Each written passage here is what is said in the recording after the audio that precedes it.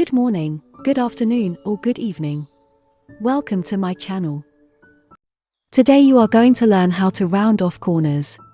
When I round off corners, I imagine each white part as a white sandstone that will be sanded down by sanding the sharp corners until they are round. If you take this corner, if I sand it off, it will be round like this. And this corner will be rounded off like this. Here, I will round it off like this.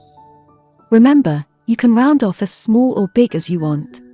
If you want more dramatic effects, you can round off bigger. When you have lots of lines that are very intricate, you can use a thinner pen and round off smaller. Keep on going. Focus on how you feel while rounding off corners. Every time you round off a corner and when you are smoothing it off, think about smoothing out your problems. Feel how you relax and that all your stress is leaving your body. This method is a proven art therapy technique to help you relax. Next time, when you're struggling to sleep and you realize that your brain is just too busy thinking about your problems, get out of bed and start creating some neurographic art. It will not only help you to relax but will eventually help you to sleep like a baby.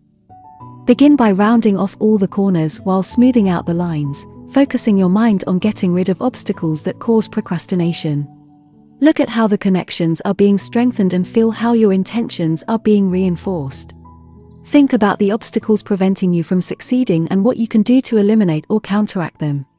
Visualize what life will be like after achieving your goal. Round off all sharp corners before starting to color in. Take a photo from above in good lighting, making sure the top, bottom, left, and right sides are straight.